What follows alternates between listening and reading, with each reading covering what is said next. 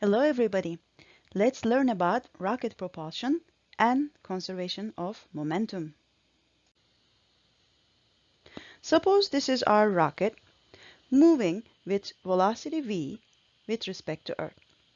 And if we want it to move any faster, what we have to do is we need to eject some fuel from it so that we can be accelerating forward.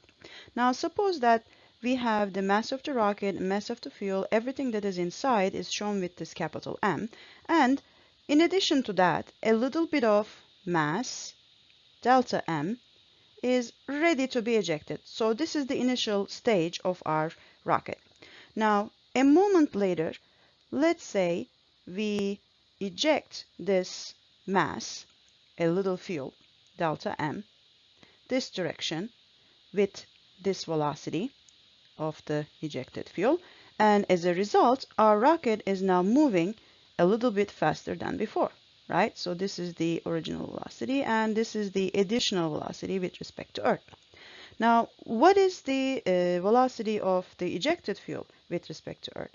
Now it was moving with velocity v before, and now some of the velocity is ejected with this to the left direction, so the relative velocity with respect to Earth becomes this now, v minus v ejected. Now let's apply conservation of momentum to this. So we know that original momentum of a system is equal to the final momentum of the system, and let's just apply it to the original case. So we have m plus delta m times the original velocity with respect to Earth equal to, right now this is the remaining mass of the fuel plus the the mass of the rocket ship, and everything is shown with m, capital M. And so here we go then, let's write the other side of the equation. We have remaining mass times its velocity right there, and we have the second object's mass and velocity, so delta M and v minus v ejected.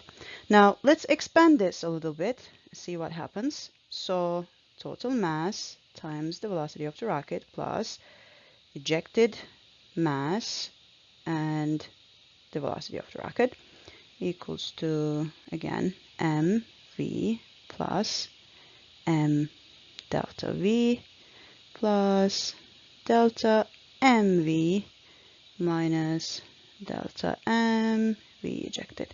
It seems like we have a little bit of simplifications we can do. Now these two terms will cancel, and these two terms will cancel as well. It seems like we have mass of the remaining fuel and everything else times delta v, not v, delta v of the rocket is equal to v ejected times delta m of the ejected mass. All right, now since this is happening for a little bit of a time and only a little bit of it is ejected at a time, we can just show this as, what in the derivative form, because this means it's just a little bit of it is ejected. So m dv equal to v ejected times dm. Now we have a lot of variables here. We have mass of the rocket, we have the rate of velocity for the rocket, we have ejected velocity of the fuel, and we have how much of the fuel ejected. Now you know that these two terms are related to each other, because how much mass you eject is also equivalent to how much mass you lost, right? So if I write it this way, I will reduce the number of variables in my equation. So it becomes m dv equal to negative v ejected dm, like that. And if we rearrange everything and write it in the differential form, we're going to get dv equal to negative v ejected dm over m. So there's only one thing left to do is integrate both sides so we can see the rate of change here. So this is going to be integrated from original velocity to final velocity of the rocket and original mass to final mass of the rocket. All right.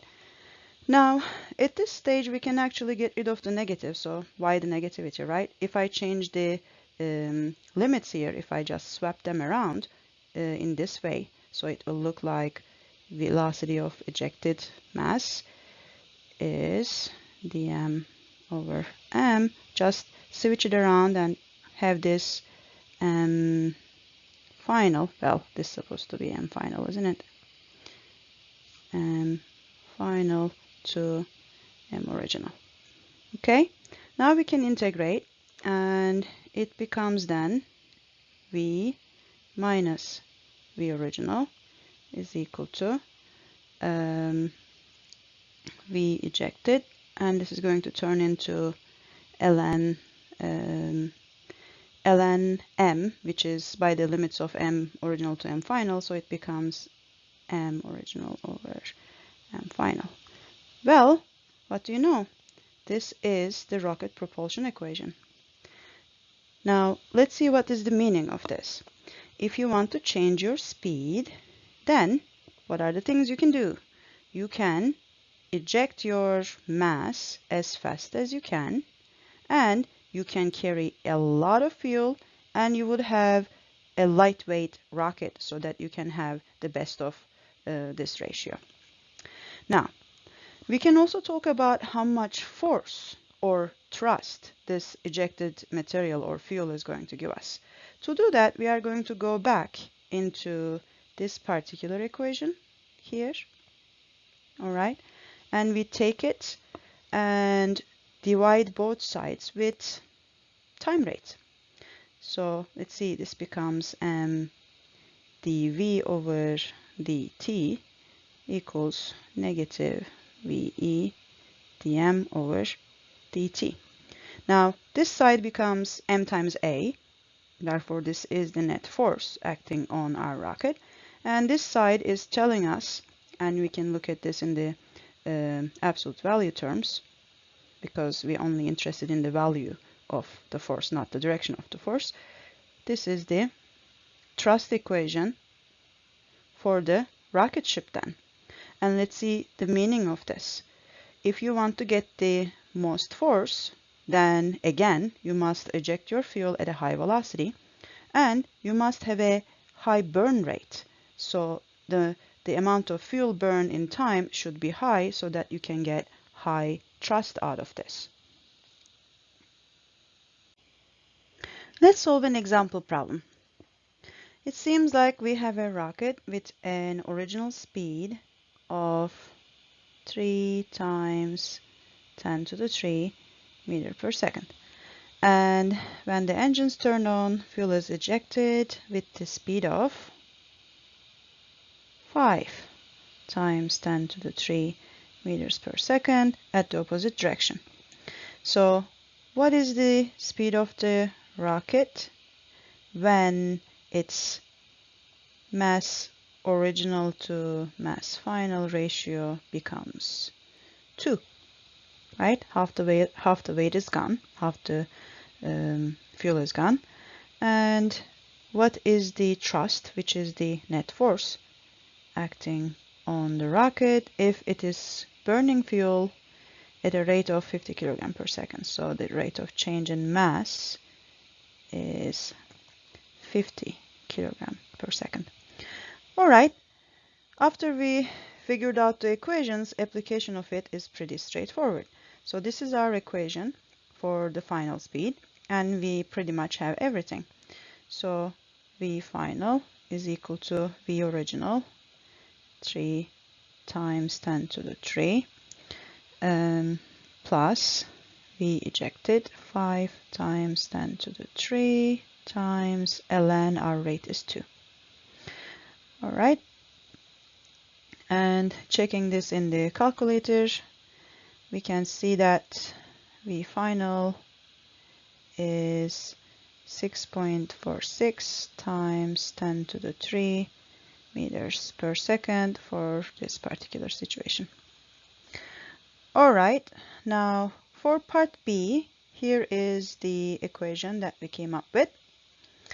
So again, this is m times a, therefore the net force, and net force is then equal to the ejected velocity, 5 times 10 to the 3, and dm over dt is already given. This is meters per second, and this next one is 50 kilogram per second, so that you can see the answer becomes kilogram meters per second squared, and it is newtons. And it gives us 2.5 times 10 to the 5 newtons. And this is the thrust for ejecting this fuel. Well, now you know all about it, and you can tell everybody it is not a big deal, it's only rocket science.